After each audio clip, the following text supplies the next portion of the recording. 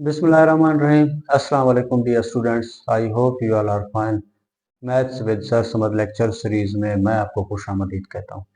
आज हम डिस्कस करने वाले हैं 9th क्लास का मैथमेटिक्स चैप्टर नंबर 1 एक्सरसाइज 1.1 और इसका आखिरी क्वेश्चन है क्वेश्चन नंबर 3। आज इसको वाइंड अप करेंगे। देखिए इस क्वेश्चन में क्या कहा गया है, आपको दो मैट्रिसेस दिए गए हैं और ये इंफॉर्मेशन दी गई है कि ये दोनों मैट्रिक्स आपस में बराबर हैं। ये दोनों मैट्रिक्स आपस में बराबर हैं और इनके अंदर मौजूद जो वेरिएबल हैं, जो अननोन हैं, उनकी वैल्यू आपने कैलकुलेट करके बतानी है। अब वेरिएबल क्या होता है, ए से लेकर जेड तक जो इंग्लिश के स्पेलिंग मैथ में यूज होते हैं उनको हम वेरिएबल कहते हैं।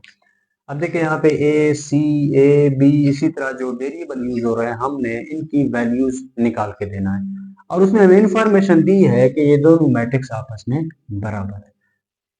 तो हमें पता है जब दो मैट्रिक्स आपस में बराबर होते हैं तो उनके करस्पॉन्डिंग एंट्रीज आपस में बराबर होते हैं लाजमी तौर पर।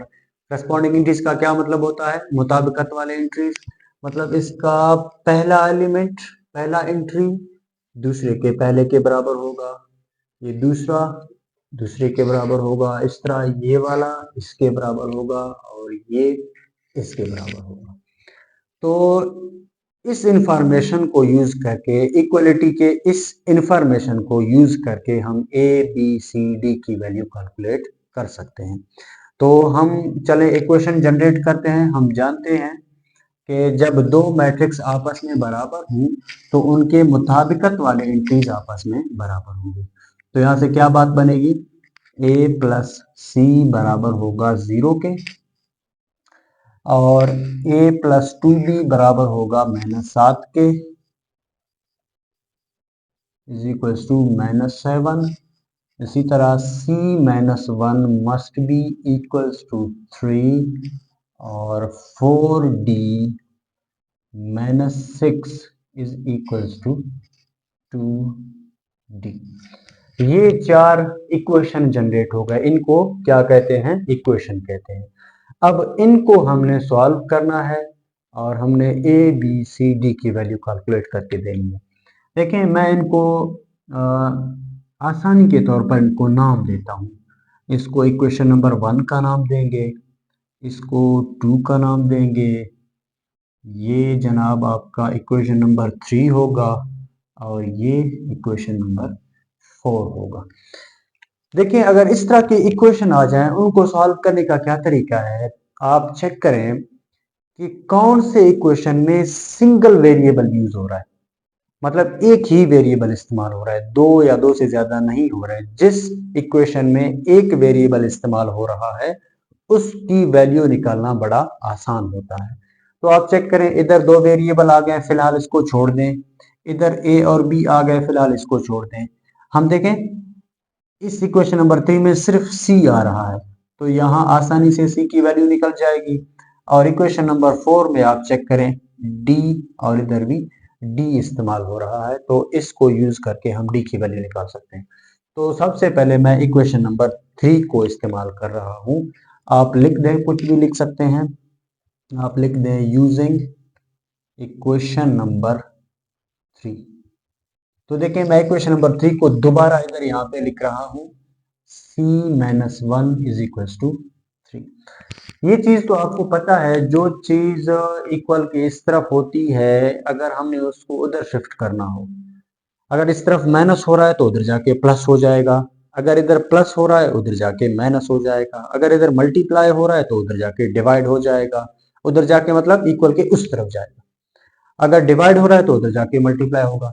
तो हमारा मकसद क्या है कि हमने अननोन को निकालना है, तो मतलब अननोन इक्वल के एक साइड पे और बाकी कचरे दूसरी साइड पे शिफ्ट करेंगे। तो ये देखें c - 1 इज इक्वल टू 3, तो हम क्या करेंगे, c को इज इक्वल टू के एक तरफ अकेला रखेंगे और बाकी चीजों को दूसरी तरफ शिफ्ट करेंगे। तो अब आप मुझे बताइएगा, ये इधर -1 है तो उधर शिफ्ट होके ये क्या हो जाएगा, प्लस हो जाएगा ना। c इज इक्वल टू 3 + 1 और c की क्या वैल्यू आ गई, 3 + 1 4। तो ये जी आपकी बात हो गई। सी की वैल्यू आ गई। चलते हैं नेक्स्ट बोर्ड की तरफ। मैं अब यूज कर रहा हूं इक्वेशन नंबर 4। क्यों? हमने क्या कहा था कि सबसे पहले हम ऐसा इक्वेशन सेलेक्ट करेंगे जिसमें सिर्फ एक वेरिएबल यूज हो रहा हो। तो यहाँ पे देखें, पहले मैंने इसको यूज किया, अब इसको यूज करते हैं। आप लिख लें यूजिंग इक्वेशन नंबर 4। मैं इसको दोबारा इधर लिख रहा हूँ 4d minus 6 is equal to 2d। अब इस केस में आप चेक करें, d 2 दफा आ रहा है तो कोई मसला नहीं है। हमें d चाहिए तो हम इस तरह करेंगे कि जो d वाली चीजें हैं उनको एक तरफ लाएंगे और बाकी जो कांस्टेंट है, जो नंबर हैं, उनको हम दूसरी तरफ शिफ्ट करेंगे। तो अब ये करेंगे कि ये जो 2d वाला है और 4d वाला है इनको एक साथ करेंगे, या तो इक्वल के इस तरफ ले आएंगे या तो इक्वल को, या तो 2d को इस तरफ ले आऊंगा या 4d को इस तरफ ले जाऊंगा। अब क्या चीज बेहतर है कि मैं 2d को इस तरफ ले आऊं या 4d को इस तरफ ले आऊं? देखें, होता ये है कि असल में हम लोग बड़े को तकलीफ नहीं देते। जो छोटा होता है ना उम्र में, तो हम छोटे को तकलीफ देंगे, वो बड़े का लिहाज करेगा ऑब्वियसली।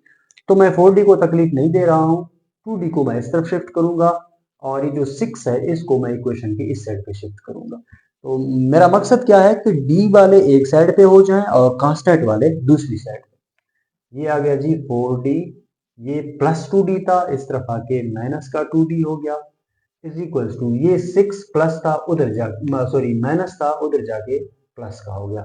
अब इसके सामने प्लस है लेकिन लिखा नहीं जाता, तो हम चेक करते हैं। देखें 4d माइनस हो रहा है 2d से, मतलब 4d से 2d माइनस करो, तो मतलब सिंपली 4 से 2 माइनस करो तो 2d रह जाएंगे ना, मतलब 4d माइनस 2d कितना आ जाएगा, 2d इज इक्वल टू 6 रह जाएगा। अब मैंने क्या कहा था, जो चीज इधर मल्टीप्लाई हो रही है उधर जाके डिवाइड हो जाएगा, और जो चीज इधर डिवाइड हो रही है उधर जाके मल्टीप्लाई हो जाएगा। देखिए मुझे अकेला d चाहिए, मुझे ये 2 नहीं चाहिए इसके साथ, क्योंकि मुझे सिर्फ और सिर्फ किसकी वैल्यू कैलकुलेट करनी है, d की। तो ये 2 के साथ अटैच है, मतलब ये इसके साथ मल्टीप्लाई हो रहा है, तो इसको जब मैं उठा के इधर ले जाऊंगा तो इधर आके डिवाइड हो जाएगा। d is equal to 6 divided by 2। यहाँ पे हम कटिंग कर सकते हैं इसकी, 2 1 जा 2, 2 3 जा 6, मतलब d की वैल्यू क्या आ गई। तो इसको भी डब्बा पैक करते हैं। अब हमने इस तरह के दो इक्वेशन यूज किए जिसमें वेरिएबल एक एक दफा आ रहा है। अब मजबूरी हमने इन दोनों को भी तो यूज करना होगा ऑब्वियसली, ताकि ए की वैल्यू आ जाए और बी की वैल्यू आ जाए, ये दोनों वैल्यू रहते हैं। अब आपकी मर्जी है 1 यूज करें या 2 यूज करें। मैं लिख रहा हूं जो using equation number 1, using equation number 1। तो चेक करें, मैं इसको दोबारा लिख रहा हूं a plus C is equal to 0। देखें यहाँ पे C जो लिखा हुआ है ये मैंने रिसेंटली अभी थोड़ी देर पहले मैंने फाइंड आउट किया था यहाँ पे। तो सिंपली मैं क्या करूंगा, इधर C की जगह पे इसकी वैल्यू डालूंगा। C की वैल्यू क्या है, 4 है, तो सिंपली यहाँ पे C की जगह पे मैं क्या लिख दूंगा, 4 लिख दूंगा, फिर मेरे पास A की वैल्यू इजीली आ जाएगी। तो आप चेक करें, पुट वैल्यू ऑफ C आप ऐसे भी लिख सकते हैं या डायरेक्ट करें, कोई मसला नहीं है। A प्लस सी की जगह पे क्या लिख दिया, 4। क्यों लिख दिया 4? क्योंकि यहाँ मैंने C की वैल्यू ऑलरेडी कैलकुलेट की हुई है, इज इक्वल्स टू 0। ये 4 इधर प्लस हो रहा है, इधर जाके माइनस हो जाएगा। फिर वही बात, मुझे A चाहिए तो A मैंने एक तरफ अकेले लाना है और बाकी जितने भी चीजें हैं दूसरी तरफ शिफ्ट करना है। तो 4 इस तरफ प्लस था, उधर जाके क्या हो गया, माइनस हो गया। इस तरह से आपके पास A की वैल्यू आ गई। अब वो जाहिर सी बात है, तीन चीजें आपके पास आ गई, एक रहता है और एक इक्वेशन रहता है जिसको आपने यूज नहीं किया हुआ, तो उसको यूज करेंगे, हमारे पास चौथी वेरिएबल की वैल्यू भी आ जाएगी। तो इधर मैं लिख रहा हूँ यूजिंग इक्वेशन नंबर 2, दोबारा लिख रहा हूँ a plus 2b is equal to minus 7। देखिए इधर भी दो वेरिएबल है। अब इन दोनों में से आप चेक करें कि एक वेरिएबल हमने ऑलरेडी फाइंड किया हुआ है। देखें ये जो ए है ना इधर इस्तेमाल हो रहा है, ये अभी थोड़ी देर पहले मैंने फाइंड आउट किया हुआ है। तो सिंपली मैं क्या करूंगा, यहाँ पे ए की जगह पे उसकी वैल्यू डाल दूंगा, उसकी कीमत डाल दूंगा। तो ए की वैल्यू क्या है, -4 plus 2b is equal to -7। Simply क्या किया मैंने, ए की जगह पे उसकी वैल्यू डाल दी। अब इस इक्वेशन में सिर्फ एक वेरिएबल रह गया और वो आसानी से निकल आएगा। तो चेक करें, अब इधर एक मसला है। देखो ये मुझे बी इधर अकेला चाहिए, तो मुझे इस 4 को भी इधर शिफ्ट करना है और इस 2 को भी इधर शिफ्ट करना है। तो यहाँ पे अक्सर हम परेशान होते हैं कि पहले मैं किस को शिफ्ट करूँ, पहले मैं 4 को शिफ्ट करूँ या 2 को शिफ्ट करूँ। मतलब 4 माइनस हो रहा है, उधर जाके प्लस हो जाएगा, और 2 इधर मल्टीप्लाई हो रहा है, उधर जाके डिवाइड हो जाएगा। अब पहला काम कौन सा करना है, ये बड़ा परेशान कौन बात है। तो हमेशा याद कीजिएगा, इस तरह के केसेस में पहले जो वो प्लस वाला होता है या माइनस वाला होता है, सबसे पहले हमें उसको शिफ्ट करना पड़ता है और मल्टीप्लाई वाले को बाद में शिफ्ट करना होता है, वरना गलती हो जाएगी। इस बात को नोट कर लीजिएगा।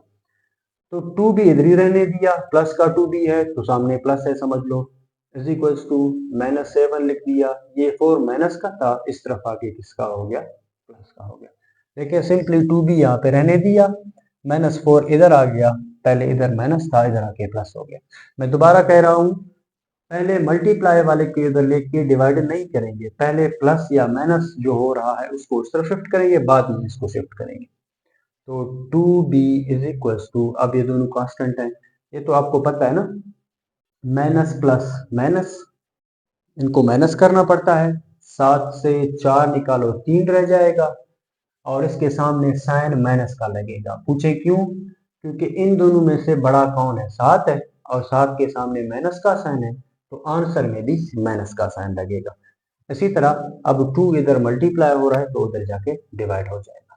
b is equals to -3 divided by 2। इस तरह से आपने b की वैल्यू भी कैलकुलेट कर दी। ये मेरे ख्याल से, मैं उम्मीद करता हूँ सिंपल सी बात है, आपको समझ में आ गई है प्लस माइनस वाली बात। पहले इनको देखते हैं कि माइनस प्लस माइनस, इनको माइनस करना पड़ेगा। 7 से 4 निकालो 3 रह जाएगा। अब इधर साइन माइनस का लगेगा आंसर में, क्यों, इन दोनों में से बड़ा कौन है, बड़ा 7 है, 7 के सामने माइनस है, तो आंसर में भी माइनस लगेगा। बाकी 2 मल्टीप्लाई हो रहा था, इस तरफ आके डिवाइड हो जाएगा। तो इस तरह से आपने ए बी सी डी की वैल्यू कैलकुलेट करके दी है। तो ये क्वेश्चन यहाँ पे वाइंड अप हो जाता है। आज के लिए इतना काफ़ी है, मिलते हैं नेक्स्ट वीडियो में।